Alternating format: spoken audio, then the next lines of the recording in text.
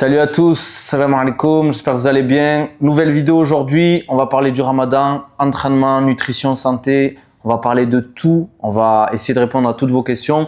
Et je suis accompagné encore une fois de Antoine aka Lift It. Donc je vais le laisser se présenter d'abord. On va un peu parler des thématiques autour du Ramadan, des questions qu'on nous pose régulièrement. On va dire toutes les questions qu'on nous pose et aussi on va essayer d'aller un peu plus loin là-dessus. Donc Antoine, je te laisse te présenter pour ceux qui ne te connaissent pas. Bon, moi c'est Antoine Vu, diététicien nutritionniste et Lift It sur les réseaux sociaux. Ça fait 5 ans que je fais diététicien nutritionniste et en même temps je fais un côté traiteur diététique pour complémenter, en gros pour faire le circuit complet, c'est-à-dire les programmes en nutrition et les plats qui vont avec. Donc voilà. Ok, donc toi tu es basé sur Paris, c'est ça? Je suis basé sur Paris, ouais. Ok, super. Moi, pour ceux qui ne me connaissent pas, je suis coach sportif, préparateur physique de Baki pour ceux qui connaissent. Voilà, je fais les sports de combat, je fais d'autres sports aussi. Et je fais aussi du coaching sportif un peu plus traditionnel, donc prise de masse, perte de poids, remise en forme, réathlétisation, etc. Donc aujourd'hui, on va aborder pas mal de thématiques. N'hésitez pas aussi, si vous avez des questions en commentaire, mettez-les, on y répondra en format plus court sur Instagram, TikTok, etc. Donc n'hésitez pas, mais je pense qu'on va voir pas mal de choses aujourd'hui. La vidéo sera longue, donc posez-vous, mettez-vous bien, prenez votre petit verre d'eau si vous avez l'occasion de boire. Et restez concentrés. Ouais, voilà, restez concentrés. Donc la première question qu'on me pose et qu'on doit te poser régulièrement, c'est quoi la meilleure période pour s'entraîner dans la journée? Donc est-ce que c'est très tôt le matin? Est-ce que c'est avant la rupture? Est-ce que c'est après? Est-ce que c'est tard la nuit? Moi, honnêtement, la réponse que je donne aux gens, c'est qu'il y a des optimisations, mais il n'y a pas, on va dire, de meilleure réponse. Personnellement, je pense que ça dépend aussi de ton planning dans la journée, de comment tu es organisé. Parce que pendant la période du Ramadan, par exemple, ici à Dubaï, il y a des gens qui travaillent différemment au niveau des horaires, qui vont travailler, par exemple, de 2 heures du matin jusqu'à une certaine période et d'autres différemment. Moi, mon avis, c'est quoi la période qui t'arrange le mieux en termes d'organisation, en termes de fatigue? Faut pas chercher l'optimisation à outrance. On n'est pas la plupart des gens qui vont regarder cette vidéo ne sont pas des sportifs pros. Donc, cherchez plutôt la période qui vous convient le mieux en termes d'énergie, de confort et de planning. Parce que il y a des gens qui vont devoir récupérer les enfants à l'école. Il y a des gens qui vont devoir cuisiner, donc ils n'ont pas forcément le temps de s'entraîner pile juste avant, de rentrer à la maison, de se poser sur la table et juste de manger. Donc, moi, je dis souvent, c'est quoi la période qui te convient le mieux? Choisis-la et fais-la. Après, pour l'optimisation, personnellement, c'est soit avant la rupture, soit dans la nuit, après avoir digéré, etc. Ou si on le fait, on va dire juste après la rupture, avoir consommé, on va dire, des aliments qui se digèrent rapidement ou qui font en sorte que la digestion ne pose pas de problème pour la pratique sportive. Dis-moi ce que tu en penses, toi, à ce niveau-là. Bah surtout, pour revenir sur la période d'entraînement, aussi, il faut pas non plus chambouler tes habitudes. C'est-à-dire que si tu as l'habitude de t'entraîner en début d'après-midi ou en fin d'après-midi et que tu ne peux que t'entraîner pendant ces périodes-là, autant quand même que tu t'entraînes plutôt que de ne pas t'entraîner du tout. Mais concernant vraiment les périodes les plus optimales pour t'entraîner, je pense que ce serait soit avant la rupture, mais pas forcément à une haute intensité. Bien forcément, sûr. Tu as jeûné toute la journée, tu n'as plus ou moins, enfin, tu as plus ou moins plus rien dans le ventre. Tu es bien déshydraté, donc tu n'es pas au plus performant. En tout cas, c'est pas la période où tu seras le plus performant. Les périodes pour moi qui semblent les plus correctes pour pouvoir t'entraîner de manière performante, ce serait éventuellement du coup après la rupture du jeûne, après avoir coupé le jeûne avec une bonne source de glucides, donc du sucre, des fruits riches en eau, éventuellement des féculents aussi. Quand tu dis des fruits riches en eau, pour aider les gens qui font regarder la vidéo, ouais. Bon, en soi c'est logique, mais je préfère le répéter. C'est quoi pour toi les fruits riches en eau, par exemple? Alors les fruits riches en eau, bon, il faut savoir que les fruits frais en général sont riches en eau déjà de base, mais les fruits plus particulièrement riches en eau, je pense plutôt ce sera de type pastèque, melon. Évidemment. Après, il faudrait que ce soit la saison. Ouais. Là, en France, c'est pas trop la saison, mais il y a les fruits rouges aussi qui sont riches en eau en ce moment. On peut Les avoir oranges, non? Ou c'est trop tard, non? Je crois les oranges en France. Les oranges, on est sur la fin, mais Ouais. en soi, on peut toujours en consommer, vu qu'en fait, en réalité, on importe beaucoup Bien de sûr. fruits. C'est juste que nutritionnellement, c'est un peu moins intéressant que si c'était local. Exactement. Après, je le dis toujours, vaut mieux manger des fruits, même s'ils sont importés, que pas manger de fruits du tout, quoi. Ouais, voilà, c'est Donc, ça. Ok. Et tu disais après, pour le reste, par rapport aux aliments, en dehors des fruits riches en eau, qu'est-ce que tu privilégierais, oula, j'ai du mal à m'exprimer, pour les aliments, etc., on va dire, pour que ça se passe bien après la rupture, pour s'entraîner? Donc, à part les fruits, c'est ça? Ouais, voilà. Vraiment, après, on ira plus dans les détails pour les repas du matin et midi et soir. Mais c'était vraiment, qu'est-ce que tu pries? On va dire, tu vas pour couper, tu prends des fruits, on va dire, tu prends tes dattes, ton verre de lait, etc. Derrière, si tu dois manger des fruits, on l'a dit, pastèque, melon, orange, des fruits riches en eau. Après, qu'est-ce que tu privilégierais pour pouvoir, on va dire, s'entraîner rapidement après la rupture? Alors, en fait, si tu as coupé et que ton entraînement est relativement très proche, ça ne sert à rien de manger trop copieux à ce moment-là, parce qu'il y aura le travail digestif, ça ne sera pas assez passé par l'estomac, sachant que notre système digestif, il se met un peu en mode pause pendant ces périodes de jeûne. Il détoxifie un grand maximum, donc forcément, on digère moins vite qu'en temps normal où on mange, on va dire, un format classique de 3 repas par jour. Ok. Donc, quand tu t'es blindé de fruits, tu peux aller à l'entraînement dans l'heure qui suit, éventuellement. Et tu gardes une bonne hydratation tout au long de ta séance de sport. Donc toi, tu dirais, on va dire, on privilégie juste les fruits si on doit s'entraîner rapidement. Pas de soupe, rien du tout, on va dire, entre guillemets, un truc liquide qui peut passer, on va dire une soupe. Une soupe, ça peut passer si c'est pas trop riche en gras, c'est-à-dire si tu rajoutes pas trop d'huile dans ta soupe à ce moment-là. Ouais. Donc on va dire vraiment une soupe assez liquide, des fruits, après on peut attaquer rapidement et potentiellement après l'entraînement, faire un repas un peu plus copieux avec des protéines, glucides, des légumes, etc. Exactement. Donc voilà, la meilleure période, comme on l'a répété, ça va dépendre de vous aussi. Si vous entraînez, on va dire comme il a dit, vers 14h et que vous n'avez pas d'autre occasion de vous entraîner dans la journée, faites-le à 14h, mais ça après on en parlera plus tard dans la vidéo, on adaptera l'entraînement en conséquence. Ça c'est super important parce que bien évidemment vous êtes déshydraté, vous êtes sous-alimenté, fatigué aussi parce qu'en général le sommeil il est différent pendant cette période-là, donc le temps qu'on s'adapte, ça prend du temps. Après, je voulais juste revenir sur une seconde période d'entraînement qui peut être optimale aussi pour l'entraînement. Ouais. Mais du coup, c'est-à-dire qu'on vit quand même de manière un peu décalée. Ce serait de faire du sport éventuellement 1 ou 2 heures avant le début du jeûne. Ok, ouais, très tôt le matin, on va Très dire. tôt le matin, pour du coup, on peut aller quand même à haute intensité. Ouais. Et après, justement, ton sport, tu peux directement te réhydrater et aussi manger pour pouvoir tenir toute la journée de jeûne. Ouais. Ça, c'est vrai que c'est tout le monde ne pourra pas le faire en fonction du boulot, mais pour ceux qui bossent de chez eux, qui ont des horaires assez flexibles, si pour vous c'est pas un problème de vous entraîner très très tôt le matin, vous pouvez faire comme ça. Après, il y aura une question d'adaptation au niveau des entraînements, etc. Parce que si vous n'avez pas l'habitude de vous entraîner à cette heure-là, faut s'adapter parce que le sommeil sera différent. Mais c'est vrai que c'est une solution pour certains qui peut être intéressante. Mais comme je le dis, ne cherchez pas l'optimisation à outrance pour les gains musculaires, les gains athlétiques. C'est juste un mois. C'est pas en un mois que vous allez changer complètement votre physique et vos performances. Ok. Je pense peut-être qu'on y reviendra plus tard vis-à-vis de tout ça. Au niveau de la fréquence aussi, je pense que potentiellement il y a des gens qui pendant le ramadan s'entraînent moins. Il y a des gens potentiellement qui vont s'entraîner plus parce qu'ils ont plus de temps dans la journée. Parce qu'on va pas se mentir, le fait de pas déjeuner, pas manger, pas avoir d'encas, ça nous fait gagner quasiment peut-être 1 heure dans la journée, ce qui est énorme. Et même de se préparer à manger, de commander à manger, faire les courses aussi. Ouais, c'est clair. Ça prend du temps. Donc potentiellement, il y a des gens qui vont se dire bon, je peux m'entraîner plus entre midi et 2 par exemple, parce qu'il n'y a pas la problématique de manger. Moi, je dis ça dépend des gens, ça dépend de vos objectifs. Rajouter une séance pour rajouter une séance, pourquoi pas. Mais il faut pas que ce soit une séance trop intense, bien évidemment. Je le dis souvent, volume, intensité. Une séance qui vous permet d'avoir du travail, mais qui vous permet aussi de continuer la journée parce que derrière, il y a d'autres choses à faire dans la journée, il n'y a pas que l'entraînement. Si à la fin de la séance, derrière, vous pouvez plus travailler parce que vous êtes trop fatigué, vous avez juste envie de vous poser dans le canapé et de rien faire, c'est pas une séance pour moi qui est intéressante. Bien évidemment, ça va dépendre de l'horaire aussi.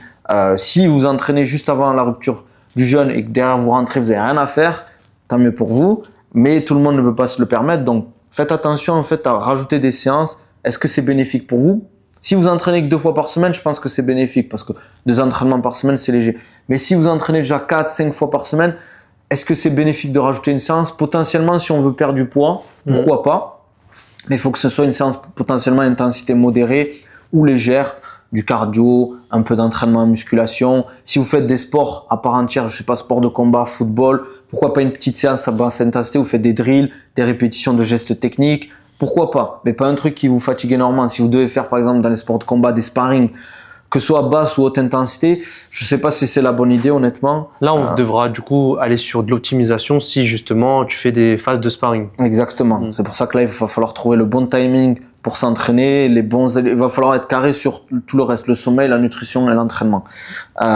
Donc la fréquence, pareil, si vous vous entraînez un peu moins parce que vous pensez qu'avec le mois de Ramadan, ça va être fatigant, ça dépend de votre planning d'entraînement. Est-ce que votre planning d'entraînement est très chargé? Est-ce que les intensités de votre planning d'entraînement est assez haute globalement?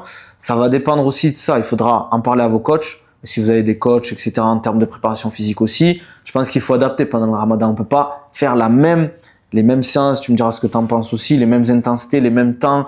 Ça, on ira dans le détail un peu plus loin dans la vidéo. Mais je pense qu'il faut vraiment adapter les séances d'entraînement pendant le mois de Ramadan parce que pour moi, c'est impossible personnellement, moi, de mon expérience personnelle et des gens que je suis, garder les mêmes intensités. Je trouve que c'est dangereux parce que ça, on peut créer de la blessure, créer de la fatigue. Mais tu me diras toi ce que tu en penses vis-à-vis de l'aspect nutritionnel, hydratation, etc. quoi. Ouais. Bah, en ce qui concerne les performances, des fois, il y a aussi certains athlètes qui arrivent à performer mieux parce que en fait, il y a des études scientifiques qui montrent que quand tu jeûnes, en fait, tu vas sécréter plus d'hormones de croissance. Okay. Et justement, les hormones de croissance, naturellement, vont te favoriser... Permettre le développement de la force, etc. Exactement. Voilà. Et même vu que tu n'as pas le travail digestif, forcément... t'es moins fatigué. Voilà, t'es plus focus, en fait. Il y a plein de gens qui nous disent souvent qu'ils aiment mieux s'entraîner le ventre vide que même avoir un petit peu mangé, ils se sentent mieux. Il y a aussi un peu, pour ceux qui suivent le football, le cas Benzema, où t'as l'impression pendant le mois de Ramadan, je pense que plein de sportifs ressentent les mêmes effets. Ils se sentent mieux, en fait. Ils se sentent mieux. Après, ça dépend les types de sports, je trouve. Les sports où tu fais beaucoup d'endurance, ça peut passer. Des sports de force, ça peut passer, mais des sports fractionnés, type pour ceux qui font beaucoup de l'athlétisme, du 400 mètres par exemple, je pense que ça peut être dur parce que c'est quand même des intensités particulières qui créent beaucoup de fatigue. Je pense pas que c'est là que tu auras les meilleures performances personnellement. Après, s'il y a des gens qui font de ce type de sport, etc., qui nous le disent en commentaire ou qui m'écrivent en DM, je pourrais le partager, ça peut être intéressant d'en parler. Mais bien évidemment, il y a des gens qui se sentent mieux pendant le mois de Ramadan. Et ça, tu l'as expliqué par potentiellement on sécrète plus d'hormones de croissance, la digestion, parce qu'il faut pas l'oublier, quand on digère en fait, quand ton corps il digère, il peut pas entre guillemets travailler aussi oxygénation des muscles. En fait, c'est un choix, c'est soit on s'occupe des muscles pendant l'effort, soit on digère. On peut pas faire les deux à la fois. Donc c'est pour ça. En fait, on peut faire les deux choses à la fois, mais ce sera pas performant. Mais on va dire quoi. qu'il y aura 80% focus sur la performance et 20% sur la digestion ou inversement. Ouais. Donc voilà, on va pas se sentir bien et potentiellement on va perdre en intensité, en qualité au niveau de la séance. Donc au niveau de la fréquence, moi je pense que si on peut faire plus et que ça nous fatigue pas, faites-le. On va pas vous donner des lignes directrices à vous dire faut faire ça. Chacun est différent, comme je l'ai dit, chacun a son planning, chacun a ses spécificités pendant le mois de Ramadan. Je dis juste, il faut que ça se cale bien dans votre planning. Après, soyez intelligent dans votre façon de vous entraîner, dans votre façon de gérer les intensités, le volume. Ne cherchez pas à faire trop et ne vous dites pas c'est le mois de Ramadan. Avant, je faisais 4-5 séances dans la semaine. Maintenant, je fais 2 séances et ça y est, je m'arrête. Franchement, vous pouvez vous entraîner. Honnêtement, il n'y a pas de problématique à s'entraîner sans avoir bu quelques heures, on va dire, et manger quelques heures. Ça n'a pas de différence. Tu me diras, toi, si tu es d'accord avec ça. Non, je suis complètement d'accord. Parce qu'il y a des personnes qui vont beaucoup se limiter. Ils vont se dire ah, mais vu que je jeûne, par exemple, je ne peux pas faire de MMA. Après, peut-être c'est aussi d'un point de vue éthique chez certaines personnes. Mais ils disent ah non, mais là je fais plus de sparring. Après peut-être qu'ils le font, c'est eux et leur ressenti, mais il y en a, ils font vraiment du du tout au tout, c'est-à-dire qu'ils font par exemple 3 sparring par semaine, ils passent à 0 par semaine par exemple. Et là, il faut s'adapter, il faut pas se dire on coupe tout, on arrête tout et ça y est quoi. Ok, pour la suite, je pense qu'on va parler un peu des repas. Ça va être plus ta spécialité, on va dire. Donc, on va parler du matin, ok, de la rupture. On va parler des aliments qui vont être importants. Voilà, essayer de détailler, vraiment rentrer dans le détail. Qu'est-ce qui va être intéressant pour avoir de l'énergie, pour être calé aussi dans la journée, pour pas avoir cette sensation de faim qui arrive rapidement. Aussi, on va parler un peu plus tard de l'hydratation. Donc voilà, je te laisse commencer. Tu peux choisir là où tu veux commencer. Si tu veux commencer par le matin ou le soir, peu importe. Si tu veux commencer dans toute la journée aussi, quoi. Moi, je commence, on va dire, un peu à l'envers. C'est-à-dire que je vais commencer par la coupure. Donc, la coupure, traditionnellement, dans beaucoup de pays en général, ça va couper avec la date. Ouais, bien sûr. Donc, la date et éventuellement le lait fermenté. Voilà. Pourquoi la date traditionnellement? Il y a plusieurs variétés de dates, mais toi généralement tu manges quoi comme date? Medjool, team Medjool ici. Medjool? Parce que je sais pas, elle est gustativement déjà elle est bonne, je trouve qu'elle cale bien. Je sais pas comment expliquer, mais en tout cas elle me rassasie bien. Au bout de 3-4 dates, je sens que je vais pas dire calé, mais que j'ai l'impression d'avoir mangé quelque chose en tout cas. En tout cas pour les Medjool, elles sont très intéressantes nutritionnellement parce que tu as beaucoup plus de minéraux que certaines autres dates, comme par exemple les dates connues, les Deglet Nour qui viennent d'Algérie. Vous connaissez la puissance, les gars. Mais en tout cas, les Medjool, elles sont très nutritives et elles sont beaucoup plus grosses. C'est pour ça qu'en en mangeant 2-3, t'es autant calé que si tu avais mangé cette date Deglet Nour. Donc voilà, elles sont quand même assez riches en eau, donc c'est intéressant pour l'hydratation tout de même. Et il y a ces sources de fibres, donc ça va permettre d'avoir quand même une bonne gestion, de favoriser un bon travail du transit intestinal. Donc éviter potentiellement tout ce qui est, j'ai oublié le mot, mais quand on a de la constipation. Ouais, constipation, ça peut être intéressant pour diminuer les chances d'avoir de la constipation. Parce que on risque d'avoir beaucoup de constipation, surtout pendant le ramadan. Donc voilà, le lait fermenté, pourquoi le lait fermenté? Parce que c'est quand même une source de protéines et une source d'hydratation aussi. Il faut savoir que le lait est composé environ de 90% d'eau. J'avais une question vis-à-vis de ça. On me dit souvent que le lait est beaucoup plus, j'ai oublié le mot, hydratant. Je sais pas ce que ça se dit que l'eau de base. T'en penses quoi de ça? Parce qu'on me l'a souvent dit en fait que c'était le lait hydrate plus que l'eau. Principalement, donc le lait est fait à base d'eau, donc c'est du 2 en 1. Bien sûr. Et contient en plus des minéraux et contient des nutriments en général. Donc il va contenir des protéines, il va contenir des glucides, donc des sources de sucre, plus particulièrement du lactose. Mais après pour les personnes qui sont intolérantes au lactose, on peut prendre du délactosé, voilà. Et il y a des lipides, mais il y a également beaucoup de vitamines et de minéraux. Et pour pouvoir mieux fixer l'eau aussi, il faut quand même avoir des minéraux, comme du sodium, du magnésium, du calcium, tout ce genre de minéraux. Et c'est pour ça que le lait, pour moi, quand même, hydrate aussi bien que de l'eau. Mais pourquoi on ne prendrait pas, je fais le mec bête entre guillemets, pour que les gens aussi ils aient la réponse à la question, c'est pourquoi on ne remplace pas le lait par l'eau alors, pour s'hydrater? Parce que c'est plus gras, parce que il y a la digestion aussi du lait, etc. Tu veux dire pourquoi? En général, par exemple, si tu vois dans ta journée, on ne boit pas du lait à la place de l'eau, par exemple. Aussi parce que pour certaines personnes, c'est des non-goûts, c'est-à-dire qu'ils n'aiment pas trop le lait. Évidemment. Moi, j'aime pas le lait froid, par exemple. Je ne bois pas de lait froid, donc. Et aussi pour certains soucis de digestion, pour certaines personnes qui sont intolérantes au lactose ou qui ont éventuellement, c'est-à-dire des mauvaises assimilations, qui ne tolèrent pas les protéines de lait ou aussi par choix éthique, par exemple. Certaines personnes qui n'aiment pas les produits produits animaux, par exemple. À base animale. Super. C'était une question. Ou sinon aussi d'un point de vue aussi acidité, c'est-à-dire que ça crée beaucoup d'acidité, de reflux. Parce que l'eau, c'est un pH neutre de base. De quoi l'eau? Oui, c'est assez neutre quand même. Donc, voilà. Et aussi, je pense que c'est moins cher. Évidemment, Donc, c'était juste la petite parenthèse que je voulais aborder. J'espère que je t'ai pas coupé dans ton argumentaire. Pas du tout. Donc, on était sur les dates, le lait. Après, on peut attaquer aussi, par exemple, une soupe chaude. En fait, la priorité pour la rupture du jeûne, c'est la réhydratation avant tout. Comme un cutting un peu, quoi. Voilà, c'est ça exactement. Bah forcément, en fait, en plus les gens qui ont cuté, la majorité ont un peu jeûné, on va dire. Bien sûr. Pendant certaines périodes. Ça dépendra du cas par cas. Mais il faut du coup se réhydrater d'abord. Alors attention, parce que vu que notre estomac rétrécit pendant le ramadan, on est censé manger moins. Voilà. Ouais. La période de jeûne est beaucoup plus longue que certaines personnes qui font du jeûne intermittent en temps normal. Bah forcément, notre corps il est un peu choqué, l'estomac rétrécit, donc il faut pas lui apporter du gros volume alimentaire directement. Ok. Faut lui donner petit à petit. C'est comme un élastique qu'on étend petit à petit, tac, tac, tac, tac. C'est un échauffement aussi. C'est un échauffement, voilà. Okay. Pour voir jusqu'où on peut aller. Ok. Ouais, c'est vrai que ça c'est une problématique qu'il y a souvent pendant les périodes de mois de Ramadan. Je fais une parenthèse encore une fois. Faut, je pense, éviter de se gaver non plus. C'est pas l'objectif en plus de ce mois-là. Faut pas, bon, vous mangez en famille, c'est bien, on passe un bon moment.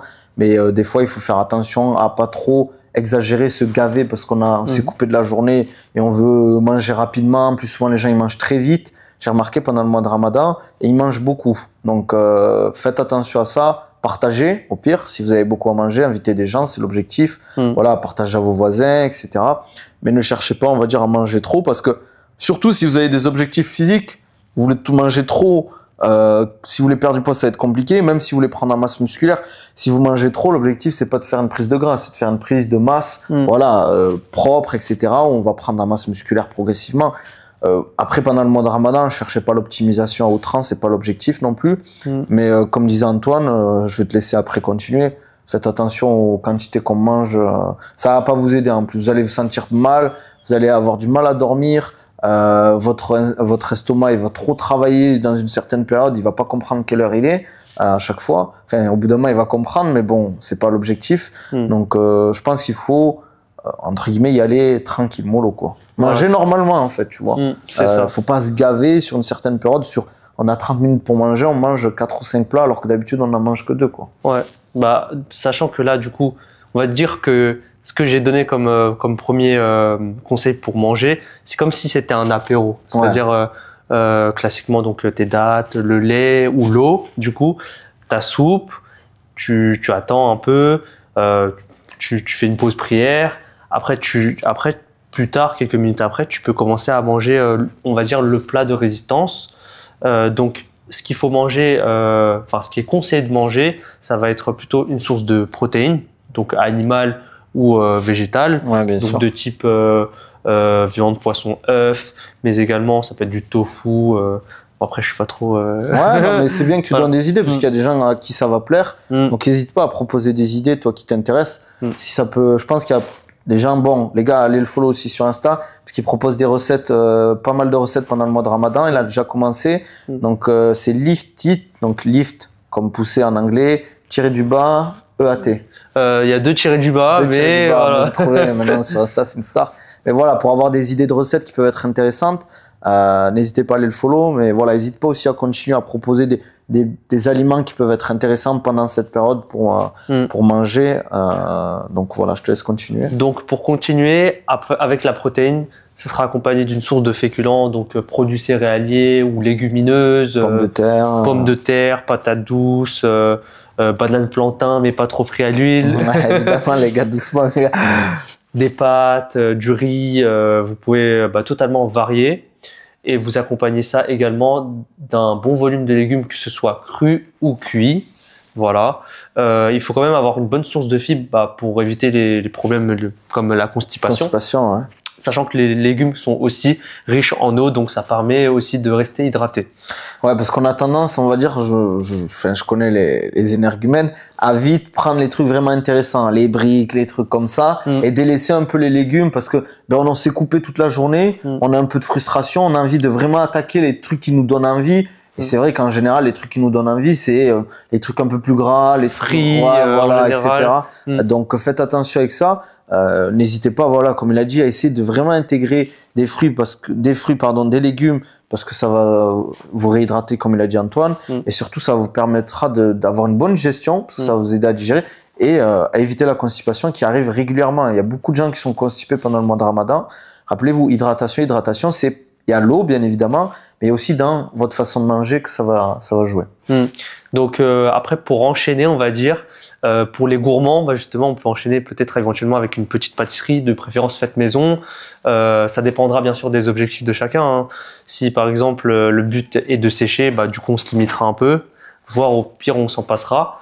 Et pour ceux qui sont dans un objectif de maintien ou de prise de poids, prise de masse, mais j'aime pas trop parler de prise de masse pendant le Ramadan. C'est quasiment impossible en vrai. En général, à part pour un débutant qui potentiellement va commencer à s'entraîner, à avoir une pratique sportive pendant le mois de Ramadan, ou quelqu'un qui a débuté depuis peu de temps, il peut potentiellement en prendre de la masse musculaire, mais quelqu'un d'aguerri, d'intermédiaire, niveau intermédiaire avancé, franchement, prendre en masse musculaire et que ça se voit pendant le mois de Ramadan, j'aimerais bien voir ça. Ça arrive. Ouais. Mais c'est quand même des cas... En tout cas, c'est pas l'objectif en réalité. Oui, normalement, c'est plutôt de maintenir son poids, sa masse musculaire pendant le Ramadan avant de parce qu'être déshydraté toute la journée, enfin une bonne partie de la journée, être sous-alimenté, s'entraîner en fonction des horaires, franchement c'est compliqué parce qu'il faut pas oublier que le muscle aussi il a besoin d'eau, et si on est déshydraté, c'est difficile pour lui de récupérer et de entre guillemets grossir pour faire simple. Et pareil aussi, on en parlera pendant le sommeil. Le sommeil, souvent pendant le mois de Ramadan, c'est compliqué. Rappelez-vous, c'est pendant la nuit de sommeil qu'on crée les adaptations, que ce soit les adaptations nerveuses ou structurelles. Nerveuses, c'est, comme il a dit Antoine, c'est tout ce qui est stimulation des hormones de croissance, testostérone, etc. Et structurel, ça va être, on va dire, la prise de masse musculaire, renforcement des tendons, etc., osseux, tout ça, quoi. Donc, ne cherchez pas la prise de masse, moi je vous le dis cash pendant le Ramadan, cherchez plus le maintien ou on va dire une transformation un peu vidée. Vous avez un bon physique, vous voulez vider un peu de gras, profitez-en pour pendant le mois de Ramadan, quoi. Exactement. Je te laisse continuer, je t'ai encore coupé. Hein. Non, il n'y a pas de souci. Donc après ce repas assez copieux, on va dire, certaines personnes vont enchaîner avec la mosquée. Ouais. Donc en général, bon, ils vont marcher pour aller à la mosquée. Parce que ou aller en voiture. Ou aller en voiture. Marcher si vous pouvez, ouais. Bah, marcher, c'est bien parce que du coup, ça va favoriser quand même la digestion. Au lieu de rester sédentaire, bah, forcément, c'est trop lourd. En plus, la problématique, c'est quand on va à la mosquée, on va être assis, on va être un peu incliné. Certaines phases, on va être debout, mais c'est vrai que potentiellement, si on peut y aller en marchant, on a 15-20 minutes de marche. Bon, je sais qu'en France, il fait froid là actuellement, mais bon, habillez-vous chaudement, ça va vous faire du bien, je pense. Ouais, c'est ça. Donc, en général, la mosquée, ça va durer à peu près 1 heure. En général, ça dépend des mosquées. Ça reste quand même une activité physique, mine de rien. Donc, c'est quelque chose quand même à prendre en compte comme une activité physique, pas forcément modérée ou intense, mais faut le prendre en compte. Ouais, voilà. Et donc, après la mosquée, ou même pendant les pauses, beaucoup s'hydrater, parce qu'en fait en réalité on s'est beaucoup déshydraté tout au long de la journée, il faut se réhydrater. Et on se réhydrate pas en 30 minutes entre guillemets par rapport à la journée, tu vois. Si on, tu vois, pour rebondir sur ce que tu dis, le repas qu'on va faire avant d'aller à la mosquée, potentiellement on n'a pas eu le temps de réhydrater tout ce qu'on avait besoin de la journée, quoi. C'est ça, en fait il faut quand même fractionner l'hydratation, et il faut également fractionner l'alimentation. Voilà. Donc après on peut faire une petite collation nocturne en rentrant. Ouais. Donc on peut prendre par exemple, on peut manger plus ou moins le même repas qu'on a eu à la coupure, mais beaucoup plus léger. Ouais, bien sûr. Parce voilà. que le sommeil après qui va rentrer en compte, quoi. Exactement. Et ensuite, par exemple, pour le matin, à ce moment-là, alors la priorité, c'est encore une fois l'hydratation, sachant qu'on va attaquer une journée de jeûne, on va jeûner environ 10 à 12 heures, quelque chose comme ça. Ouais, à peu près, ouais, oui. C'est ça, ouais, 10 à 12 heures, voilà, ça dépend des gens, où vous êtes situé. Ouais. Et donc, la priorité, l'hydratation et les produits qui sont, enfin, les aliments qui sont riches en eau. Ok. Donc, fruits.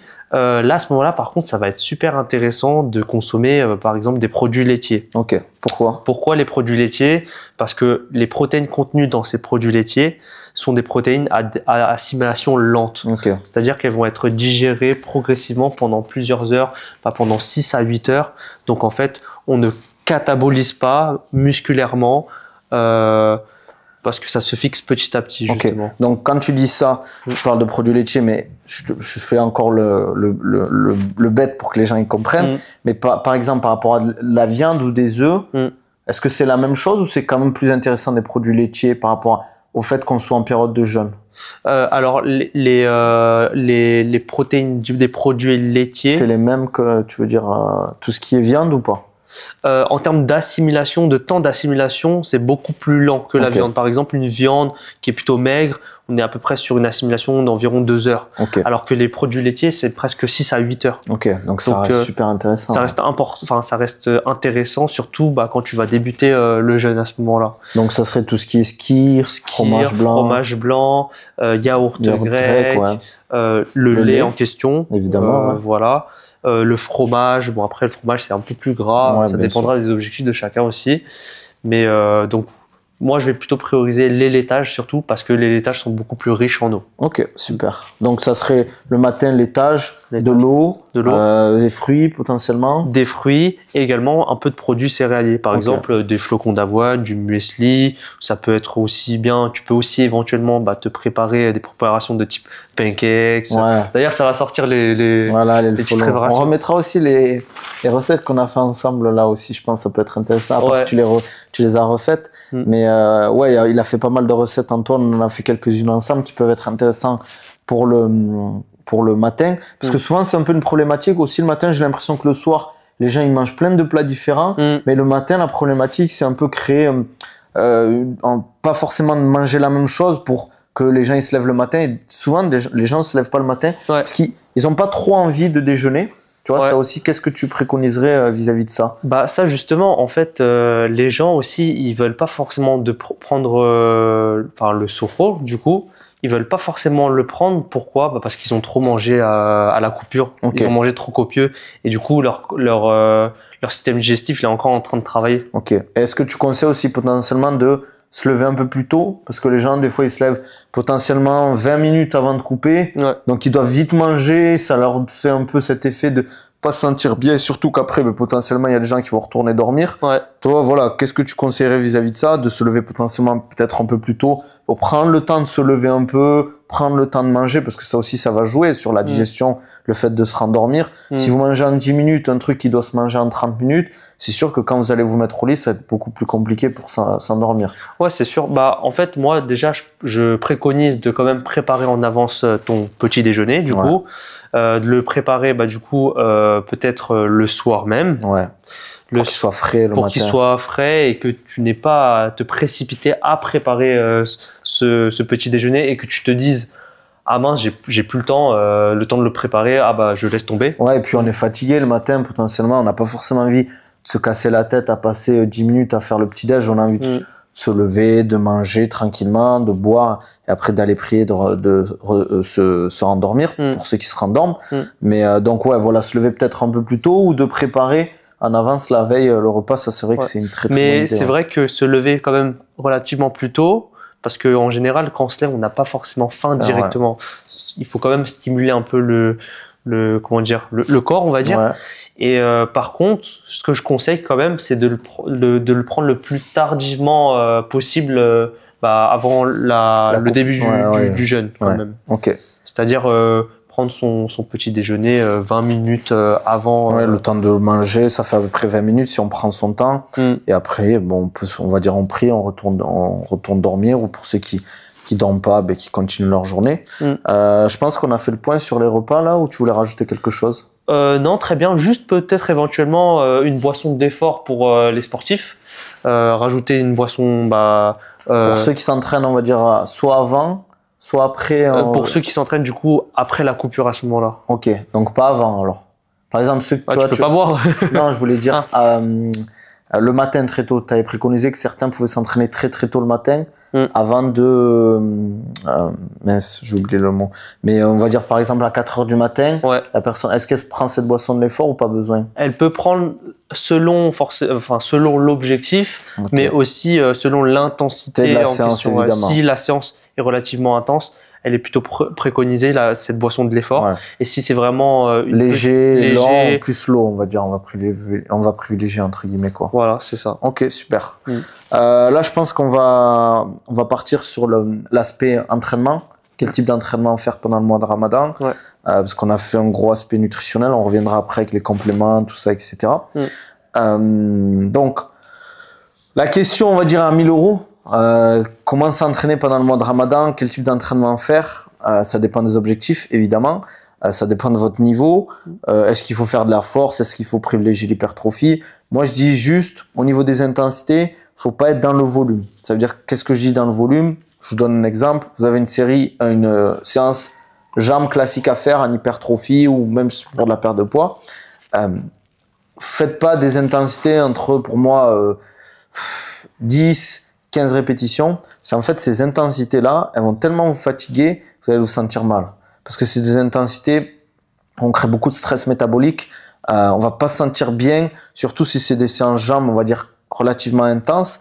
Si vous faites ces types d'intensités, en fait, le problème, c'est que même si vous réduisez l'intensité par rapport au poids, etc., par rapport à ce que vous mettez d'habitude, en fait, les objectifs que vous allez...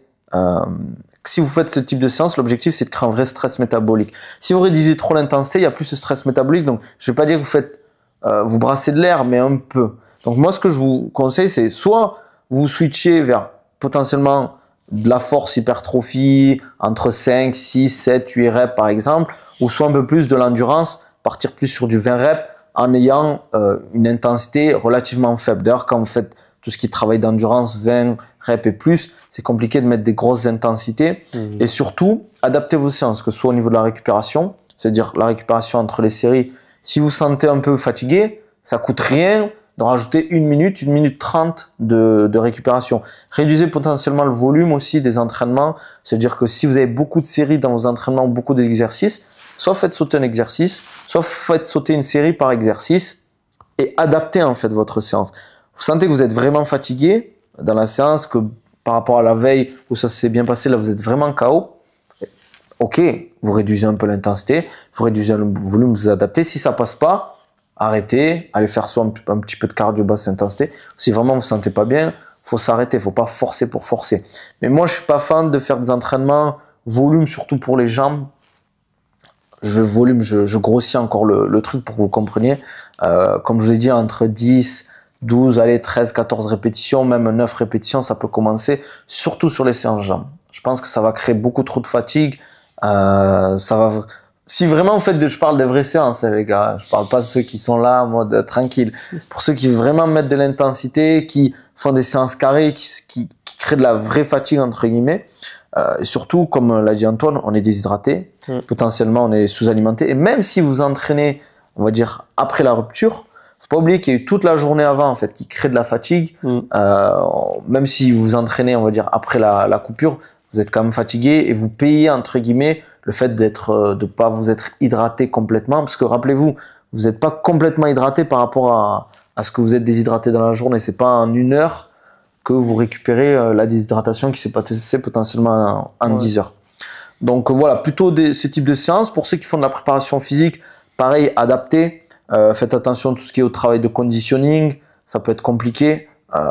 Adaptez ce type de conditioning aussi. Si vous avez des vrais conditioning qui créent de la vraie fatigue au point où vous descendez de la soba et que vous êtes en mode en train de vous allonger, déjà vous n'allez pas faire du tout les mêmes intensités. Ça c'est clair et net, faudra le comprendre.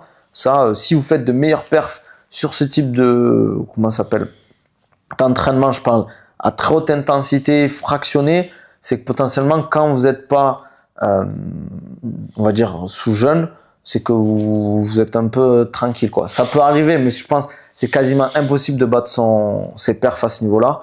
Donc, je préfère le préciser. Adaptez vos entraînements sur le conditioning. Faites plutôt de la basse intensité.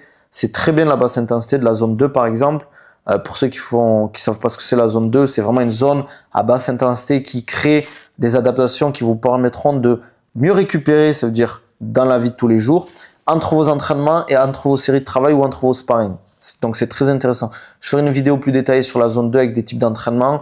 Mais en général, la zone 2, c'est une zone où vous pouvez parler tranquillement pendant toute la durée de la séance. Vous faites du vélo, normalement vous pouvez parler tranquillement avec la personne avec vous même sur du footing, etc. Je suis pas trop fan du footing pour la zone 2 parce que je trouve que c'est très dur de rester en zone 2 pendant le footing. Mais voilà, mais j'en parlerai plus tard. Adaptez aussi votre échauffement. Faites un échauffement potentiellement plus long. Je sais pas ce que tu en penses toi aussi Antoine vis-à-vis de ça, mais un échauffement plus long, ça peut être plus intéressant aussi pour rentrer dans sa séance. Au niveau de la motivation, au niveau de la concentration. On va se sentir mieux si vous prenez plus le temps de vous échauffer, de faire un échauffement progressif, général au début, spécifique un peu plus à la fin de l'échauffement pour vraiment rentrer dans la séance et vous dire ok, je me suis chauffé, là je me sens bien pour attaquer quoi. Bah, c'est surtout pour le côté aussi ostéo-articulaire. Exactement. Nos articulations sont sont déshydratées. Donc forcément les tendons déshydratés.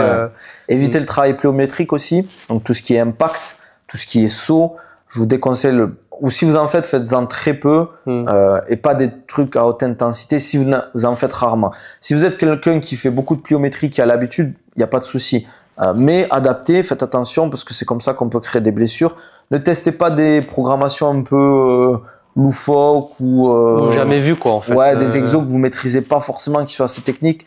Par exemple, si vous avez jamais fait d'haltéro, je sais pas si c'est le moment de faire de l'haltéro. Voilà, mais après si vous l'essayez à basse intensité, il y a pas de problème. Mais voilà, pareil sur du sprint, ça peut être compliqué. Si vous faites tout ce qui est travail de sprint sur piste, ça peut être très compliqué. Ouais, le sprint. Après, faut adapter les séances, avoir une programmation adaptée pendant le mois de Ramadan. Et l'adapter au sein du mois. Parce qu'il y a des semaines qui sont très compliquées. Par exemple, moi, je sais que les 3 premiers jours, c'est assez dur. Ouais, ça, c'est au niveau de la glycémie aussi que ça joue, le travail des organes. C'est-à-dire qu'en fait, tu n'es pas forcément habitué à jeûner. Donc, forcément, il y a une réaction au niveau du pancréas qui va... Enfin, en gros, au niveau des hormones, tu as l'insuline et le glucagon. C'est 2 hormones qui sont antagonistes. C'est-à-dire l'insuline, c'est quelque chose qui va être sécrété pour faire baisser ta glycémie et le glucagon, c'est fait pour augmenter ta glycémie. Forcément, quand tu jeûnes, tu vas vider les stocks de glycogène, un grand maximum. Donc, forcément, ta glycémie va descendre. Et en fait, progressivement dans la journée, tu vas tomber plus ou moins, je dis bien plus ou moins, en hypoglycémie. Ta glycémie sera basse. C'est pour ça que tu te sentiras faible, tu auras la tête qui tourne, tu vas devenir un peu pâle, voilà. Et donc ça, le temps que le corps s'habitue, ça peut prendre 3 à 7 jours. Ouais, donc c'est bon à savoir. C'est ça. Et en fait, petit à petit, ton foie va sécréter du glucagon pour faire remonter ta glycémie pour justement lutter contre l'hypoglycémie. Et c'est pour ça que au bout de 3 à 7 jours, ton corps est habitué et tu n'as plus cette baisse d'énergie. Ok, super. Et aussi, moi, souvent, vis-à-vis de ça, c'est les derniers jours aussi du mois de Ramadan qui sont durs parce qu'il y a la fatigue un peu accumulée, le manque de sommeil des fois qui joue. C'est pas dramatique, mais je sens qu'il y a le début et la fin, c'est des périodes assez compliquées au niveau des entraînements, donc je m'adapte aussi à ce niveau-là. Je fais des débuts de Ramadan assez tranquilles et des fins de Ramadan aussi assez tranquilles pour que je sois tranquille en termes de performance et que je sois pas à chaque séance dans le dur en fait. Tu vois, il faut parce qu'en fait la déshydratation joue beaucoup au niveau de la motivation, de la concentration. On rentre pas facilement dans les séances. Donc globalement, je pense que c'est ça qu'il faut prendre en compte. Qu'est-ce que je prendrai en compte? Je pense pas qu'il y ait de adapter vos entraînements, ça c'est le plus important. Vous pouvez faire de la force, mais vous allez pas faire pas là que vous allez péter vos PR. Possible que vous le faites, mais c'est pas si vous êtes l'habitude de vous entraîner régulièrement à faire de la force, j'ai du mal à croire que c'est là que vous allez vraiment développer des vrais perfs. En tout cas, ça peut se faire, mais j'ai du mal à y croire. Tu m'avais déjà fait une programmation pendant le Ramadan et honnêtement, je me sentais beaucoup plus fort. Mais après, je pense que c'est plutôt le facteur digestion justement. C'est-à-dire, vu que je ne travaille pas sur la digestion, je sens que mon système nerveux peut être beaucoup plus focus. Souvent, c'est les gens avec qui je bosse, par exemple, ils me disent moi je mange très peu quand je sais que je vais bosser, par exemple, qu'ils ont des activités assez cérébrales assez importantes parce que ça crée de la fatigue, donc ils n'ont pas cette concentration. Donc potentiellement, c'était plus l'aspect technique où tu étais plus à même de te focus sur comment ça s'appelle, l'amplitude, le contrôle, le gainage, etc. Et nerveusement, c'est vrai que tu peux entre guillemets te dire que tu as l'impression que nerveusement tu es plus fort, mais c'est plus sur la concentration sur ton corps, entre guillemets. Moins sur l'aspect nerveux, parce que je pense en fait vraiment la déshydratation, l'alimentation va en fait influer sur le sommeil. potentiellement. Et c'est vrai que nerveusement, c'est dur quand ton sommeil il est un peu, comment dire, modifié. Parce que normalement, si tu manges, on va dire, je te donne un exemple, à 5 heures du matin, alors que tu as l'habitude de déjeuner à 7-8 heures du matin, ça change tout en fait sur tes adaptations au niveau du sommeil. Donc, je pense que c'est possible que ce soit ça aussi. Mais je pense que c'est plus une question de concentration que nerveux à ce niveau-là. Ouais, probablement. Ouais. Mais par contre, au contraire, pour tout ce qui est endurance, je me sens clairement pas endurant. C'est très dur. Ouais. Je perds en lucidité direct. Ouais, c'est la même motivation. On n'a pas envie en fait de faire ces types d'entraînement. Donc c'est là aussi il faut vraiment adapter et se dire bon, ce mois-ci ça va être compliqué. C'est pas là qu'on va développer des qualités d'endurance, de puissance, de vitesse, d'explosivité sur des voies métaboliques particulières. C'est plus là qu'on va travailler l'endurance fondamentale, comme je vous l'ai dit tout à l'heure. Ok. Je pense qu'on a fait le point sur ça. Si vous avez des questions un peu plus techniques pour les entraînements, n'hésitez pas à mettre en commentaire. J'y répondrai, au moins ça profitera à tout le monde. Si je vois que la question est beaucoup posée, on en fera potentiellement un format plus court. Je voulais parler des compléments alimentaires. Je sais que toi, t'es bon là-dedans. Donc, qu'est-ce que tu préconiserais comme complément alimentaire Alors, pour particulièrement le sportif ou en général Les deux, on n'a qu'à faire un profil sportif et un profil général. Ok, alors profil général d'abord. Ouais. Voilà, ce que je vais préconiser pendant ce mois de Ramadan, ce sera éventuellement les multivitamines. Ok. Les multivitamines avec les minéraux accompagnés, parce que forcément, on peut, si notre alimentation elle est un peu modifiée, on peut avoir certaines carences. Donc, pour lutter contre la fatigue et certaines carences, les multivitamines, ce sera plutôt préconisé. Même pour le système immunitaire, ce sera bien également. Et éventuellement, je rajouterai le magnésium. Ok. Le magnésium pour avoir une bonne récupération nerveuse, pour avoir un meilleur sommeil. Réduction du stress aussi, je crois. Réduction du stress, réguler la digestion, c'est-à-dire que parce que le magnésium, ça peut aider à aller aux toilettes. Ok. Donc ça reste intéressant. Ceux qui sont constipés. Pour tout ce qui est santé, je pense que ces deux-là suffisent. Ouais, on va dire que c'est vraiment la priorité s'il y en a. Voilà, c'est les essentiels, on va dire. Après, il y a d'autres compléments alimentaires, mais plus spécifiques à certaines problématiques, comme par exemple la digestion en question. Il y a quoi aussi le mauvais sommeil. Est-ce que tu préconiserais de prendre la mélatonine aussi pendant le mois de Ramadan ou pas du tout? Alors, la mélatonine, pourquoi pas essayer? Après, sur certaines personnes, ça va avoir entre guillemets l'effet indésirable. J'appelle pas ça un effet indésirable, mais un effet pas souhaité plutôt. C'est-à-dire que la mélatonine, ça va aider à l'endormissement, mais ça va pas forcément aider à mieux dormir, avoir une meilleure qualité de sommeil. Ça facilite, on va dire, la rapidité pour s'endormir, mais c'est pas ça qui fait que vous allez avoir sommeil de meilleure qualité, quoi. C'est ça, exactement. Donc pourquoi pas la mélatonine? Essayez. Si vous essayez, vous n'hésitez pas à mettre dans les commentaires aussi. Toi, tu le préconises comment? Parce que je sais que moi, je prenais un gummies quand j'avais testé. Ouais. Est-ce que tu trouves qu'il y a des... on va dire, est-ce que c'est mieux de le prendre en gummies ou prendre en gélule? Toi, tu sais quoi pour toi? Est-ce que tu as vu une différence significative? Parce que j'ai pas vu d'études de différence en termes d'efficacité. Ouais. Est-ce que toi, tu sais... Alors, je pense qu'en format comprimé, ce sera toujours un peu mieux... Assimilé et dosé également. Ok. Le gummy, c'est plutôt pour faire mieux passer la pilule, on va dire. Les enfants, quoi.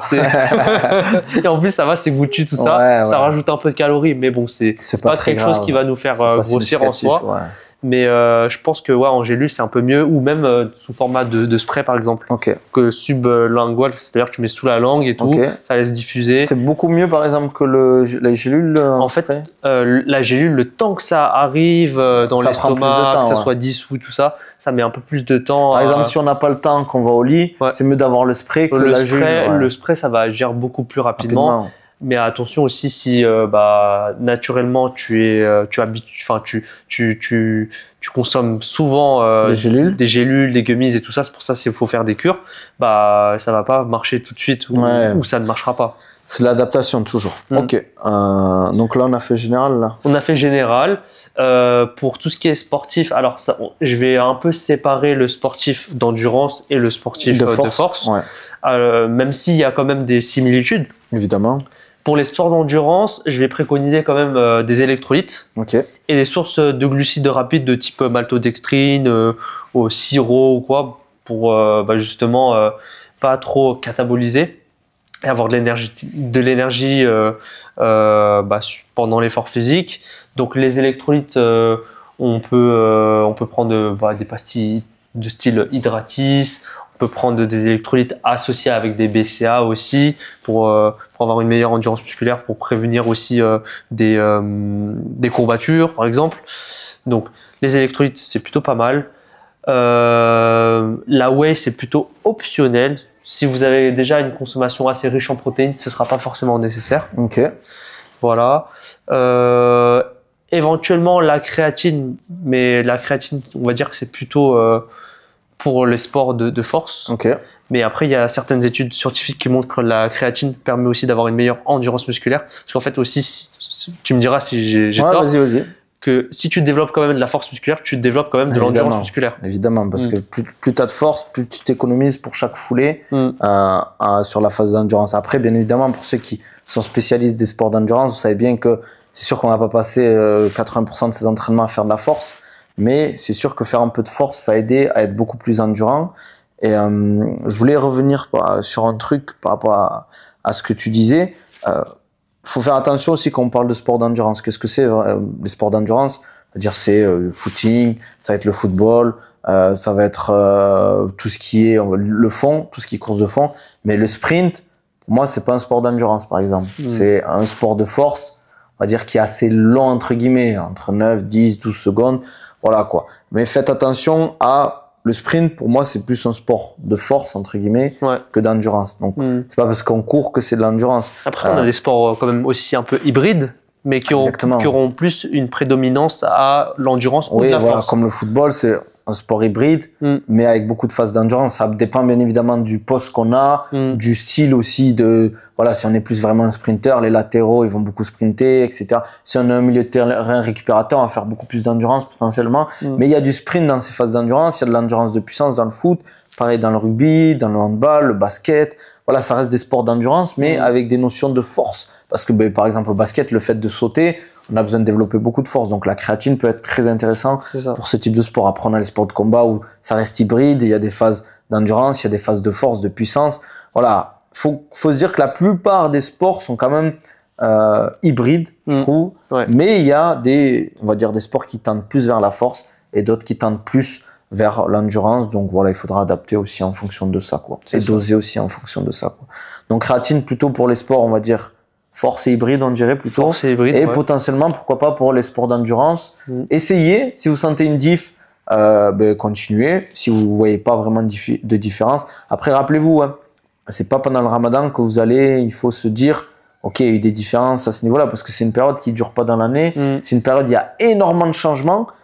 Quand vous testez un truc, en fait, faut que rien ne change à côté. Sinon, en fait, tout va être faussé. C'est-à-dire que vous testez un complément alimentaire, faut que derrière, si vous faites plus attention à ce que vous mangez, que vous entraînez mieux et que vous dormez mieux, c'est sûr que vous allez avoir des effets positifs. Donc, vous allez vous dire, oui, c'est le complément alimentaire. Non, c'est juste qu'en fait, vous avez mis en place des choses derrière qui font que vous allez évoluer en termes de perf, de physique et d'énergie. Donc, quand vous prenez un complément alimentaire et que vous voulez tester son efficacité, il faut rien changer. Ou ne testez pas forcément le complément alimentaire que vous avez jamais pris de votre vie non plus. Ouais, parce qu'il y a cette phase d'adaptation aussi qui va prendre un peu de temps, comme la créatine, il y a cette phase qui va prendre un peu du temps pour voir les résultats escomptés. À la rigueur, on pourrait, pour les personnes qui n'ont jamais testé les multivitamines, vous pouvez largement tester et vous-même, vous pourrez peut-être voir la différence par rapport aux autres ramadans que vous avez passés. Ouais, c'est vrai. Je sais pas si t'avais fait le tour sur les... Non, j'aurais plus, du coup, j'ai insisté beaucoup plus sur la créatine pour le sport de force. Okay. Après, il y a d'autres, d'autres compléments alimentaires qui sont peu connus, comme par exemple l'ashwagandha, qui est fait à base de plantes, du coup, qui va permettre de réguler pas mal de choses. C'est plutôt une plante adaptogène qui va réguler tout ce qui est force musculaire, endurance musculaire, stress. Alors stress, le mot stress est assez vaste, ça peut être stress oxydatif, stress en général, anxiété. Stress qu'on a en salle de sport pour la force, développer de la force, c'est créer du stress quand on développe de la force, donc c'est normal. Donc voilà, il va aussi réguler le sommeil, Okay. Donc peut-être au lieu de prendre de la mélatonine, on peut prendre éventuellement l'ashwagandha. Et voir ce qui marche le mieux entre voilà, les deux, en fait, sachant que l'ashwagandha, pour l'avoir testé, ça m'a permis de m'endormir plus rapidement, mais sans pour autant avoir un sommeil trop lourd ou après c'est dur de se réveiller. Okay. C'est ça un peu l'effet indésirable de la mélatonine chez certaines personnes. Ok. Donc voilà. Testez les deux, peut-être potentiellement vous allez avoir le double bonus, on ne sait pas. Donc on a dit créatine, ashwagandha pour les sportifs, tu as dit maltodextrine pour les sports d'endurance. D'endurance, c'est ça, exactement. Et tout ce qui est hydratis aussi, si jamais. Oui, enfin des électrolytes en général, voilà. Et si on peut en rajouter un pour vraiment, par exemple, si vous faites un sport où il y a beaucoup de traumatisme au niveau des tendons, des articulations, je préconiserais le collagène à ce moment-là, soit bovin, soit marin, selon les préférences de chacun. Ok, super. C'est bon? Ouais, c'est bon. On a fait le point sur les compléments. Je voulais parler aussi de concentration, motivation. Ça, c'est assez global. C'est vrai que ça va dépendre aussi de quand vous entraînez. C'est dur de s'entraîner, je trouve, avant la rupture, parce qu'on est déshydraté, on est sous-alimenté, entre guillemets. C'est vrai qu'au niveau de la concentration, la motivation, ça va être très difficile.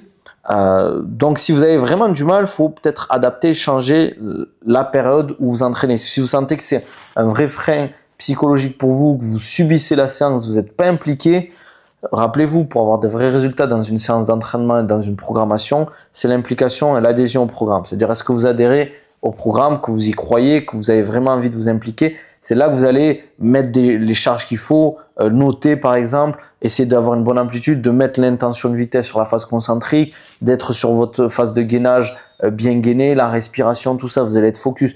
Si vous n'avez pas envie, vous allez être là, vous allez pousser, vous allez faire vos exercices, vous allez penser à ce que vous allez manger ce soir, vous allez penser au mec à côté qui est en train de crier ou qui est en train de boire sa bouteille pendant que vous êtes déshydraté. Vous allez être pas focus dans votre séance. Donc potentiellement, si c'est un vrai frein, il faudra changer la période où vous entraînez. Parce que la motivation va beaucoup jouer à ce niveau-là. Le sommeil, ça va être important. Si vous avez un manque de sommeil, mais on en parlera juste après, motivation et concentration, ça va jouer aussi si vous dormez mal. Si vous restez, entre guillemets, éveillé la journée, entre guillemets, éveillé la nuit, et que vous dormez peu, ça va être très compliqué de vous entraîner. Alors vous êtes déshydraté et sous-alimenté, vous risquez la blessure. Donc au niveau de la concentration, adaptez votre sommeil, c'est de bien dormir. Voilà, faites au mieux pour la nourriture et l'hydratation. Et dans vos séances, je vous conseille de vraiment faire de vrais échauffements. Potentiellement, quitte à faire 20-30 minutes d'échauffement, si vous aimez les échauffements longs, et peut-être réduire un peu la séance de base, ça vous permettra de mieux apprécier la séance, quoi. Après, il n'y a pas non plus 36 000 choses à faire. Peut-être éventuellement faire certaines siestes si on en a la possibilité aussi, si vous avez pour rattraper les dettes de sommeil, on va dire, vu qu'on dort un peu moins. Et sinon aussi, je voulais en revenir sur la concentration. Il y a des personnes qui sont beaucoup moins concentrées parce que peut-être ils ont l'habitude de boire certaines boissons, café, thé. C'est la problématique, ça. Ouais. Vu que la caféine, elle va agir sur tout ce qui est concentration et qu'on a beaucoup moins d'apport, forcément, on est beaucoup moins concentré, on est moins focus, on est peut-être un peu plus irrité aussi. Mais du coup, mon conseil, c'est quand même de profiter quand même de cette période-là pour consommer beaucoup moins de boissons énergisantes, stimulantes, on va dire, et de passer sur d'autres alternatives un peu plus soft, par exemple le maté, le matcha, pour ceux qui connaissent. Et qu'est-ce que toi, tu préconiserais pour les gens qui ont vraiment du mal au fait qu'ils peuvent plus boire de café? Est-ce que y a des choses, on va dire, qu'on peut prendre, on va dire, le matin en dehors du café, qui peuvent nous faire tenir un peu plus longtemps, ou en dehors de ce que tu as dit, par exemple? Par exemple, ceux qui arrivent vraiment pas à arrêter le café et qui boivent énormément de café, à ce moment-là, ce sera quand même l'objectif de diminuer le café. Pour être, on va dire, moins dépendant, entre guillemets. C'est ça. C'est un peu un mot assez dur, mais c'est pour que vous compreniez, quoi. Sachant que le café en lui-même, c'est une boisson, mais sur les heures qui suivent, ça va déshydrater le corps plutôt que l'hydrater. Ok. Donc, voilà. Motivation et concentration, ça a beaucoup joué sur ça. Et de l'adaptation, en fait, tout ce qu'on a vu auparavant, là, tout ce qu'on a dit, ça va jouer, en fait. Si vous vous entraînez correctement, vous adaptez les entraînements, que vous mangez correctement, ça va être beaucoup plus facile que si juste vous dites, bah, ok, je m'entraîne comme d'habitude, je fais comme d'habitude, et je prends pas en compte que c'est un mois particulier, ça va être très compliqué à ce niveau-là, quoi. Ok, super. Qu'est-ce que je voulais dire d'autre? Je voulais aborder, ouais, le sommeil. Sommeil, ça est très important, aussi important la nutrition et l'entraînement. Ça va jouer aussi tout ce qu'on a dit par rapport à Antoine au niveau de la nutrition. Si vous êtes constipé, ça va être dur de vous endormir. Si vous mangez très gras, très sucré, l'endormissement va être compliqué. Si vous mangez très tard aussi, ça va être compliqué de vous endormir parce que quand vous digérez, ben, la température corporelle augmente. Il y a plein de choses qui se passent qui font que vous allez avoir du mal à vous endormir. La nourriture aussi que vous allez manger, si vous êtes hydraté, que vous mangez bien, vous allez avoir beaucoup plus de facilité à vous endormir. Ashwagandha, pourquoi pas, mélatonine, ça fonctionne bien. Cohérence cardiaque, ça peut être bien pour vous aider à vous endormir, pour ceux qui ont du mal. Après moi, les gars, on va parler rapidement, je vais vous donner quelques conseils pour le sommeil, n'hésite pas à rajouter. Si t'as, comme je l'ai dit, éviter de manger trop gras, trop sucré le soir. Les boissons énergisantes, potentiellement le café, éviter le soir avant d'aller dormir, mais ça c'est du bon sens. La meilleure façon de bien dormir, le meilleur conseil, c'est de vous endormir et de vous lever toujours quasiment à la même heure. C'est-à-dire si vous allez dormir à minuit, que vous vous levez à 5 heures, qu'après vous rendormez, que vous vous levez, je sais pas, à 7h30, faites toujours ça en fait. Si à chaque fois vous bouleversez votre temps, vous réveillez et vous allez vous endormir, vous allez être très fatigué et votre corps va avoir du mal à s'adapter. Faut pas oublier que quand on dort énormément de temps. Et votre corps, il a besoin en fait de se réguler. Et si vous changez à chaque fois, c'est comme un enfant. Il a besoin de faire sa sieste à une telle heure. Mais si à chaque fois vous lui changez sa sieste, il va pas être bien, il va pleurer. Mais nous, les adultes, on va pas le montrer entre guillemets directement, mais ça va indirectement se ressentir sur notre fatigue, notre énergie, notre appétit, notre soif. Tout ça, on va avoir beaucoup plus faim si on dort pas assez. On va avoir beaucoup plus envie de manger des produits gras et sucrés. C'est sûr, donc ça c'est important. Essayez de comme je l'ai dit, de vous endormir et de vous lever à la même heure. Essayez de dormir dans une pièce assez fraîche, avec un matelas, oreiller de qualité. Essayez de faire en sorte que tout soit prêt pour le lendemain. Ça veut dire que les petits déjeuners, par exemple, comme disait Antoine tout à l'heure, tout votre sac de sport, vos affaires, si vous avez des choses importantes le lendemain, des rendez-vous, notez tout. Au moins, en fait, vous allez vous dormir, vous avez l'esprit tranquille et vous pouvez vous endormir tranquillement. Évitez les écrans aussi, les choses trop stimulantes aussi. Si vous entraînez tard, la nuit par exemple, vous allez vous entraîner à 23h, vous voulez dormir à minuit et demi, ça va être très compliqué. Surtout si vous faites une séance assez intense ou potentiellement vous faites des sports de combat, vous faites une séance où il y aura des sparring à la fin. Je vais pas vous mentir, ça va être très compliqué. Pour le système nerveux. Exactement, on est toujours en fait, il y a deux systèmes, le système parasympathique et sympathique. Pour faire simple, le système sympathique, c'est le système de l'effort, du stress. Je vous donne un exemple, là dans la pièce où on est, il y a un tigre qui rentre. Si notre système sympathique il est trop faible, on va être amorphe, on va pas réagir. Tandis que si notre système sympathique il est ultra haut, on va réagir au quart de tour, on va faire n'importe quoi. Il faut qu'il y ait une balance. Et le système parasympathique, c'est le système du repos et de la récupération. Et souvent, le système sympathique est souvent un peu trop haut par rapport au système parasympathique. Et par rapport à tout ce que je disais, c'est important qu'il y ait une balance à ce niveau-là. Que votre système parasympathique soit au même niveau. C'est pour ça qu'en fait, si vous faites un entraînement très intense, faut potentiellement derrière faire une phase de retour au calme, récupération. On va travailler sur sa respiration, la respiration parasympathique ou cohérence cardiaque pour ceux qui connaissent, va vous aider à potentiellement réguler ces deux systèmes et avoir de meilleures adaptations. Parce qu'en fait, si vous créez trop de stress dans votre corps, les adaptations musculaires et nerveuses ne seront pas aussi optimales que si le stress pendant votre séance, c'est normal qu'il augmente. Mais en fait, si après la séance, il y a toujours autant de stress, ou je grossis encore une fois, mais vous allez avoir de moins bonnes adaptations. Donc, travaillez ce travail de respiration parasympathique. Je ferai une vidéo si vous voulez sur ça. Après, voilà, les écrans, limiter tout ce qui stimule le cerveau le soir. La lecture, ça marche bien, même si ça reste de la stimulation. Mais voilà, quoi, éviter les écrans, les jeux vidéo, les trucs qui excitent un peu. Voilà, la pièce fraîche, comme on a dit. Le chaos aussi, éviter le chaos dans votre chambre. Le cerveau déteste le chaos, donc si c'est mal rangé dans votre chambre, vous allez avoir du mal à vous endormir. Et voilà, quoi. Je pense que, pareil, faire de la cohérence cardiaque avant d'aller dormir, ça peut être bien. Déjà, si vous mettez ça en place, je pense que ça peut être pas mal. Ashwagandha, mélatonine si besoin. Et si vraiment vous avez du mal, n'hésitez pas à vous faire accompagner par un spécialiste du sommeil ou un médecin à ce niveau-là. Faites-vous accompagner, hein. C'est pas une mauvaise chose de se faire accompagner, au contraire. Toi, si tu avais à rajouter quelque chose au niveau du sommeil? Non, à part les siestes, comme je l'avais déjà dit. Ouais, les siestes, ça peut être intéressant, c'est vrai, c'est vrai. Moi, je suis pas trop sieste, je t'avoue. Mais je sais qu'il y a des gens qui ont besoin de ça.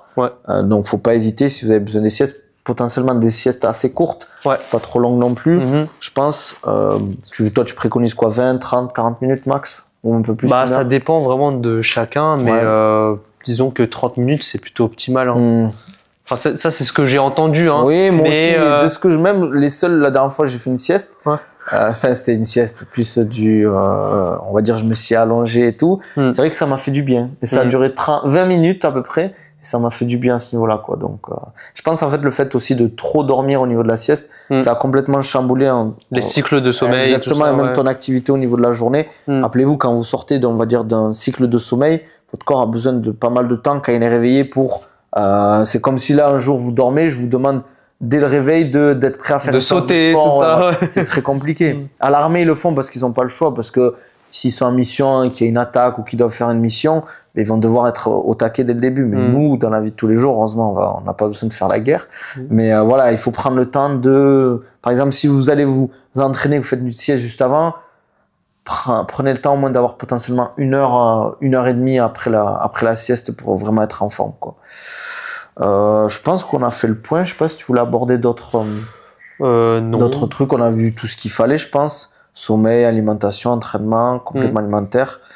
D'ailleurs, comme je l'ai dit, suivez Antoine sur les réseaux, Lift It. Je mettrai d'ailleurs ses réseaux sur la description YouTube. Aussi, je pense que ça peut être intéressant que tu en parles. Tu as sorti 2 programmes d'entraînement, 2 programmes alimentaires, pardon. C'est moi qui m'occupe de ça sur le Ramadan. Je te laisse les présenter potentiellement. Ouais, alors du coup, j'ai fait 2 programmes Ramadan alimentaires. Donc en fait, j'ai fait pour les non-sportifs, ce qui explique les principes du Ramadan, du jeûne, hormis le jeûne du Ramadan, les autres jeûnes facultatifs, pourquoi on jeûne pendant ces périodes-là. J'ai introduit du coup des plans alimentaires selon certains profils. Donc en fait, peu importe votre profil, vous allez vous y retrouver. Et aussi accompagné de recettes de cuisine. Et ensuite, j'ai fait un second programme Ramadan qui est dédié aux sportifs. Je l'ai séparé hommes et femmes parce que sinon ça faisait vraiment trop de pages. Et donc en fait, vous allez quand même retrouver des plans quand même personnalisés en fonction de votre profil et en fonction de vos périodes d'entraînement. Si vous vous entraînez avant la coupure, si vous vous entraînez après la coupure, si votre objectif est de perdre du poids ou de prendre du poids également. Et j'ai également mis des recettes et donné aussi des conseils spécifiques selon certaines problématiques comme par exemple le manque, la fatigue, la digestion, le système immunitaire ou autre. Je pense que tu vois, là, tu m'as fait penser à un truc super important. On n'a pas parlé, on a fait nos misogynes, mais on n'a pas parlé des femmes pendant le mois de Ramadan. Pendant leur période, est-ce que tu préconiserais de potentiellement manger plus de fer? Je sais pas toi, si tu aurais des conseils à donner pendant on va dire la période compliquée. Je sais que potentiellement elles vont pas jeûner, mais si elles veulent quand même pas forcément jeûner, mais s'entraîner, est-ce que toi tu préconiserais un truc? Parce que c'est vrai que le mois de Ramadan, mais c'est pas parce que tu t'arrêtes une semaine que la semaine d'avant et la semaine d'après vont pas, on va dire, vont pas avoir une incidence sur la semaine où on arrête potentiellement. Est-ce que toi tu aurais des aliments, on va dire, que tu privilégierais pendant cette période-là? Oui, bien sûr, des aliments qui seront assez riches en fer. Après, heureusement on va dire que notre alimentation, elle est riche en fer de base. Pas riche en fer, mais elle est quand même source de fer. Et que on va dire les recettes type Ramadan contiennent des aliments qui sont quand même source de fer. Comme par exemple. Comme par exemple des lentilles, soupe de lentilles pendant le Ramadan. Ça c'est top, ça j'aimais. Certaines viandes quand même, on mange quand même pas mal de viande pendant le Ramadan. On mange viande rouge ou viande blanche, c'est pareil. Viande rouge ou viande blanche. Après, les viandes rouges sont potentiellement plus riches en fer, mais également il faut pas oublier non plus les poissons sont quand même riches en fer, surtout les poissons gras. Type saumon, etc. Saumon, thon, voilà. Sardines si c'est la saison. Ça aussi j'aime bien. Et du coup, la priorité pour les femmes pendant la période de menstru, c'est quand même boire suffisamment d'eau, quand même, évidemment, pour compenser les pertes hydriques. Sinon, favoriser plutôt des aliments qui sont anti-inflammatoires. Ça, c'est des conseils qui sont quand même même à prendre en compte Pour les hommes? Non, pour les femmes, même hors période Ramadan, Okay, ouais. pendant les menstrues. Donc des aliments anti-inflammatoires de type les poissons gras, ou enfin des aliments surtout riches en oméga 3. Et donc des aliments qui sont anti-inflammatoires naturels, comme par exemple le curcuma, le gingembre. Ok. Donc tous ces petites épices ou ces herbes qu'on peut rajouter dans les plats. Et aussi pour l'entraînement, il faudra adapter l'entraînement pendant cette période-là, tout au long de l'année.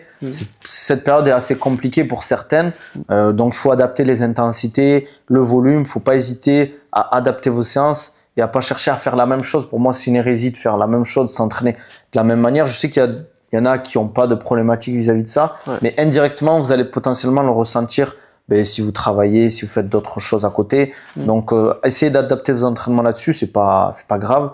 Vous voyez-le comme une sorte de période de deadload où vous allez réduire un peu l'intensité, réduire un petit peu le volume aussi. Ça peut pas faire, on va dire, ça va pas vous coûter grand-chose, entre guillemets. Rappelez-vous, à l'entraînement, de base, il doit être polarisé pour moi. C'est-à-dire qu'il y a des périodes où on va faire de la haute intensité, des périodes où on va faire de l'intensité modérée et des périodes où on doit faire de l'intensité légère, entre guillemets. Et ça, on peut le modifier dans une séance, on peut le modifier dans une semaine, on peut le modifier dans un cycle. Dans une séance, on peut faire une phase assez intense au début, souvent, ou potentiellement à la fin, ça va dépendre si c'est du conditioning ou pas. C'est du travail de force ou de puissance ou de pliométrie, on va le faire au début.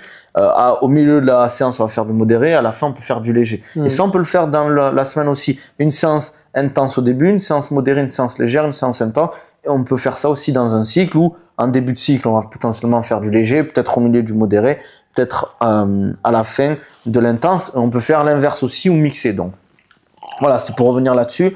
Les programmes qu'a parlé Antoine, je les mettrai en lien aussi dans la description YouTube. Je mettrai il y a 3 programmes en tout, vu qu'il y a les femmes, ou il y a les 2 dans la même chose? Alors, il y a un programme général, donc il y a hommes et femmes confondus. Ok. Et il y a aussi, du coup, un programme hommes et femmes sportifs. Okay. Donc, il y a 3 programmes. Ok, je mettrai les 3 programmes en commentaire. Moi aussi, je fais un programme, cette fois-ci sportif, pas alimentaire. Donc, n'hésitez pas, si vous avez envie d'avoir un programme spécial pour le Ramadan. Voilà, si vous prenez en plus celui pour Antoine, je sais pas, du marketing là qu'on fait. Si vous le prenez pas, c'est pas grave. Mais voilà, si vous voulez avoir même des idées de recettes, ça, je pense que ça peut être intéressant. Vous savez pas comment vous entraîner ou comment adapter vos entraînements. Voilà. Je pense qu'on a fait le tour. Je pense que ça fait une longue vidéo. Je sais pas combien de temps ça va durer. Mais en tout cas, j'espère que ça vous a aidé. J'espère que voilà, cette vidéo vous a apporté pas mal de réponses, pas mal d'informations intéressantes. N'hésitez pas à aller follow Antoine sur Instagram et TikTok aussi, je crois. Ouais. Lift It. Et bientôt YouTube. Bientôt YouTube. Là, il arrive, ça y est. N'hésitez pas à le follow. Je mettrai pareil ces trucs en description YouTube, ces infos en description YouTube. Likez la vidéo, n'hésitez pas à commenter, à la partager pour ceux qui, voilà, pour donner de la force et pour aider les gens qui ont besoin d'informations là-dessus. On va faire du contenu court aussi, qui sortira pendant le mois de Ramadan. Comme j'ai dit, Antoine sort les recettes. Moi aussi, je sortirai du contenu. On fera du contenu, je pense, à 2 aussi. Voilà. En tout cas, merci à tous pour avoir suivi la vidéo. J'espère que vous avez kiffé. N'hésitez pas, comme d'hab, à liker, partager, abonnez-vous. On se dit à la prochaine. Allez, ciao. Ciao.